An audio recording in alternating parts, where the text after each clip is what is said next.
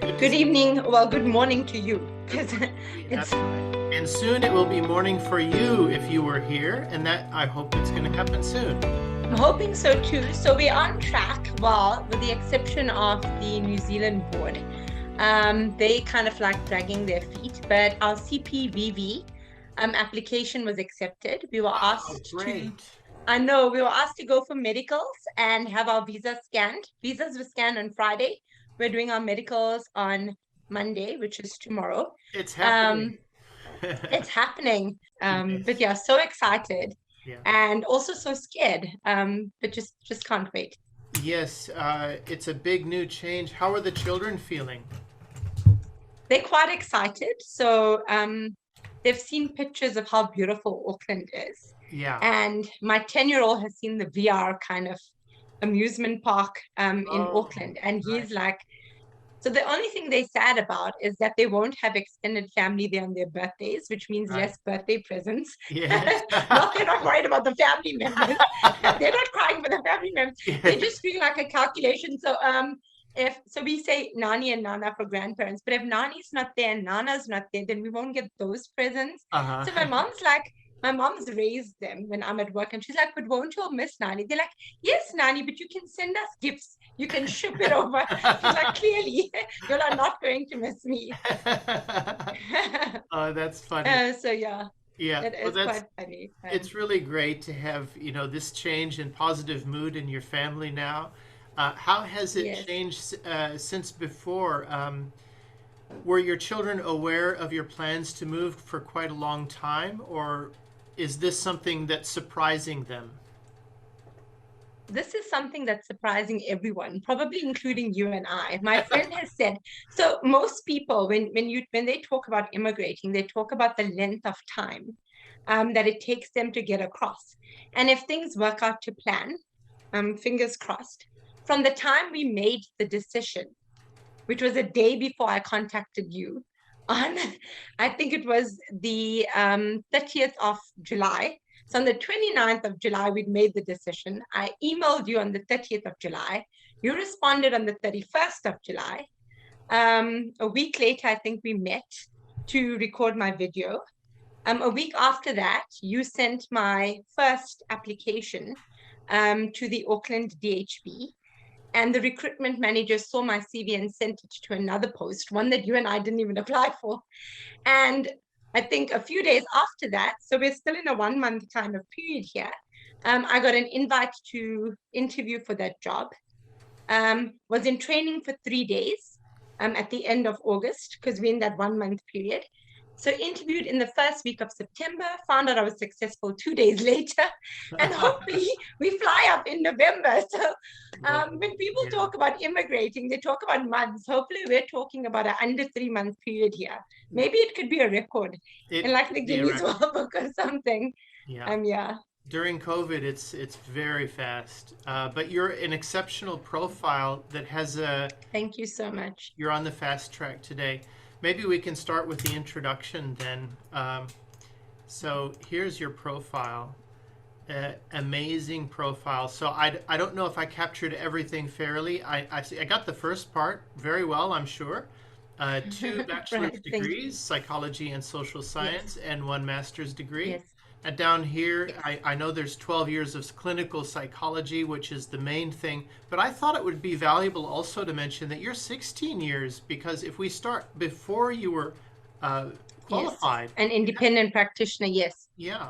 So I wanted to get something that captured your previous, and then the postgraduate research. I thought, well, that's showing you're going to your doctorates, possibly, right? Yes.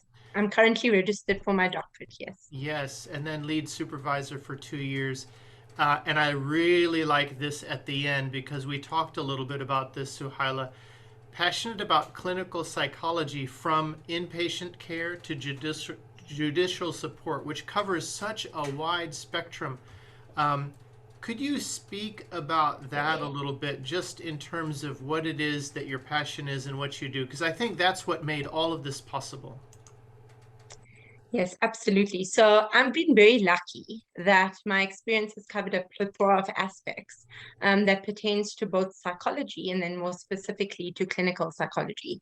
So I have had experience in inpatient care at psychiatric institutions where I have been part of multidisciplinary teams, ward rounds dealing with very severe psychosis, mental disturbances, schizophrenia, eating disorders, and your kind of very fascinating, rare kind of psychopathology, all the way through to being based in kind of rural clinics in here in South Africa, where there's been an emphasis on child rape, sodomy, gender-based violence. So you're kind of very rural sexual violence, and then working with the National Prosecuting Authority, and then forensically with those cases. Yes, okay. So it's intense, and you're there saving the children for us. Well, that's a passion of mine, and every little child, life matters. Suhaila, you've been doing your thing there since you're young. You've done this for your career. You started off very Yes, early. Um, yes. the one who inspired you, was that a family member? Yes, so my mom's two sisters are psychologists. And when I was 12, I received my first Jonathan Kellerman book, which is about a psychologist in LA who works predominantly forensically. And I remember reading that first book. It was Time Bomb. And I sat there thinking, wow, this is what I'm going to be. And he was Dr. Alex Delaware, and a clinical psychologist. And I put there Dr. Suhaila Latif. I didn't know about my future husband at that point. And I'm a clinical psychologist. So I'm now Latifa Mir to pay homage to the professional me as well as the Mrs. me. Visualization is so important growing up, isn't it? Imagining what it would be like. Absolutely. Mm. Absolutely. My dad has always taught me that if you can dream it, you can be it. And it's something I teach my kids. And it's something I teach all my child and adolescent patients. I say, close your eyes, visualize it, put it out there, manifest it, and then it'll fall into place. And I firmly, firmly believe in that. That is really great. It goes into the spiritual, the psychological, and some people Absolutely. metaphysical as well. Mm. And the religious. So it cuts Yeah, across cross-sectionally all those kind of belief right, systems. right, great. Could we get an introduction to your family, because this is such an exciting journey, and I'm sure there are mixed feelings all around? Yes, so parents, definitely. So I think the family that's getting left behind um, are very sad. I'm exceptionally sad in the sense that I will have to cook, something that I don't do in South Africa. Mm. I feel very sorry for my family. They might decrease in size when we get up there. So my cooking career, my cooking skills are nothing like my psychological skills. Let's just say I lack substantially in that skill set. Um, I'm probably, so as far as Indian culture goes, and this is not something to be proud of, I'm probably one of the only women whose husband is as thin as the day that she married him. Because yeah, no, that should give you a fair indication. So my food gets cooked for me here, and I feel very sorry for my family because I'll be doing the cooking when we're up there. So very sad about that. Sad about leaving my parents behind. We live 5 minutes away from my in-laws and 5 minutes away from my parents because we love our families and also because grandparents are free babysitters. So they're very easy access points to the three kids. The kids are quite sad about the cat. So we've got a little Russian blue called Isla. And we costed taking her up and we were prepared to pay through everything. One of the issues we encountered, though, is that a lot of the rentals in Auckland don't allow for pets. So she's going to another family member who's been in love with her since the day we got her and has been secretly waiting in the wings to sort of catnap her and is getting the chance to go ahead with that anyway. So they're very sad that their fourth sibling, their fur baby, can't make the journey with us. Yes, right. There's a lot of things happen. Every move has a lot of positives that you don't know what they are, which is the unknown, which can be a negative as well. It can Yes, be exciting. And yes, then it also has things that consequences, that trade-offs that you know you'll have to say goodbye to, and Your focus, Yes, your focus creates your feelings, doesn't it? There's so many things to focus on. absolutely. Things. Yes. So we've just said that our mindset is that we're going to make this work. We're going to treat it as an adventure. My hashtag on Instagram is Amir's on the move because our family loves being on the move. We love hiking. We love being in the water. We love sports. We're a young family and we like being out there. So this is going to be the biggest move that the Amirs have ever done. It's going to be a cross-continental one, and we're going to almost like a holiday destination. So we're going to be tourists, literally, in our backyard, and we cannot wait for that adventure. Tourists in our backyard, considering it an adventure, very positive. Everyone can come together on that one. Oh, yes, absolutely. It inspires the kids to get excited, even if they may not be excited. I think it makes my husband a bit scared because he knows how much I love to spend. So he's like, budget, budget, we're immigrating. So I'm married to a project manager. He's a financial project manager with a background in BCom. So whereas I'm all about spontaneity and feelings, he's all about spreadsheets. I think he gets as excited about spreadsheets as I do about psychopathology. But it's a balance. Did you both pick New Zealand? How did that decision come about to decide on New Zealand? So in mid July, South Africa went through, especially KZN and Gauteng, which are provinces here, went through a kind of mini kind of period of anarchy where we had kind of a destabilization week where there was lots of looting, lots of rioting, and kind of unprecedented violence that we have not seen in a long time. And we're a violent society. I think Vogelman has called us a culture of violence. It's said that violence is endemic to South African society. We have some of the highest rates of crime and death and rape. So those of us who live here and work in the system, I mean, we were horrified at kind of what was unfolding in front of us. And when I was 9 years old, there was a period in South African history that matched this. And we were looking out of our bedroom window, my husband and I said, because I'll be 39 in October, well, this month, yes. And I said to him, 30 years ago, I watched the same thing. And 30 years later, our kids have seen this.